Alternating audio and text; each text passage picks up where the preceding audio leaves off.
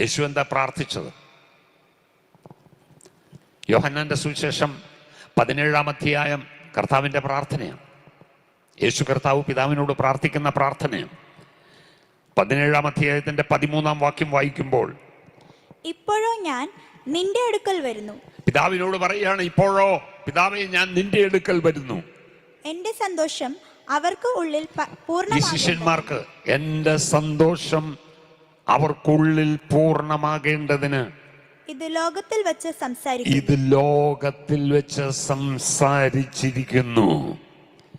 ഇത് ലോകത്തിൽ വെച്ച് സംസാരിക്കുന്നു. ഹല്ലേലൂയ. അപ്പൊ യേശു തിരുവായി മൊഴിഞ്ഞതെല്ലാം എന്തിനാണ്? സന്തോഷിക്കാനാണ്. ഹല്ലേലൂയ. ഒന്നാമത് ദൈവത്തിന്റെ കൽപ്പനയാണ്. രണ്ടാമത് ദൈവം സംസാരിച്ച സകല വചനങ്ങളും എന്നെ നിങ്ങളെ സന്തോഷിപ്പിക്കാനുള്ളതാ, എന്നെ നിങ്ങളെ ധൈര്യപ്പെടുത്താനുള്ളതാ, എന്നെ നിങ്ങളെ ആശ്വസിപ്പിക്കാനുള്ളതാ, എന്നെ നിങ്ങളെ സൗഖ്യമാക്കാനുള്ളതാ, എന്നെ നിങ്ങളെ യഥാസ്ഥാനപ്പെടുത്താനുള്ളതാ, എന്നെ നിങ്ങളെ ഹല്ലേലൂയ മാനിക്കാനുള്ളതാ. ഹല്ലേലൂയ. Praise God. അപ്പോ രണ്ടാമത് ദൈവത്തിന്റെ വചനം. മൂന്നാമത് യേശു കർത്താവ് പറഞ്ഞു, ഞാൻ പോകുന്നത് പ്രയോജനം. യോഹന്നാന്റെ സുവിശേഷം 16-ാം അധ്യായം 7-ാം വാക്യത്തിൽ, ഞാൻ പോയാൽ പരിശുദ്ധാത്മാവ് എന്ന കാര്യസ്ഥൻ വരും. ആ കാര്യസ്ഥൻ നിങ്ങളെ സകല സത്യത്തിലും വഴി നടത്തും.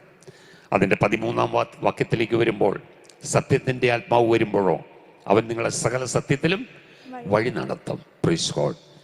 പരിശുദ്ധാത്മാവിൽ എന്തെല്ലാമാ ഉള്ളത്?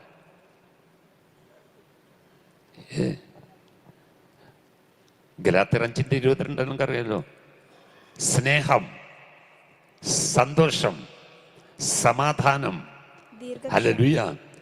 നമുക്ക് തന്നിരിക്കുന്ന പരിശുദ്ധാത്മാവ് സന്തോഷം തരുന്ന ആത്മാവാണെന്ന്. ദൈവരാജ്യം ഭക്ഷണവും പാനീയവുമല്ല, നീതിയും സമാധാനവും പരിശുദ്ധാത്മാവിൽ സന്തോഷവുമാണ്. ഹല്ലേലൂയ. സന്തോഷിക്കാനുള്ള എല്ലാം നമുക്ക് തന്നിട്ടുണ്ട്. ഹല്ലേലൂയ. കർത്താവ് നമുക്കുണ്ട്, കർത്താവിൻ്റെ വചനം നമുക്കുണ്ട്, കർത്താവിൻ്റെ ആത്മാവ് നമുക്കുണ്ട്. പിന്നെ എന്തുകൊണ്ട് സന്തോഷിക്കുവാൻ കഴിയുന്നില്ല? ഏതിനാ ശക്തി? യേശുവിൻ്റെ നാമത്തിനാണോ ശക്തി? അതെയോ നമ്മെ ദുഃഖിപ്പിക്കുന്ന വിഷയങ്ങൾക്കാണോ? ദൈവത്തിന്റെ വചനത്തിനാണോ ശക്തി? അതെയോ നമ്മെ വെല്ലുവിളിക്കുന്ന കാര്യങ്ങൾക്കാണോ ശക്തി?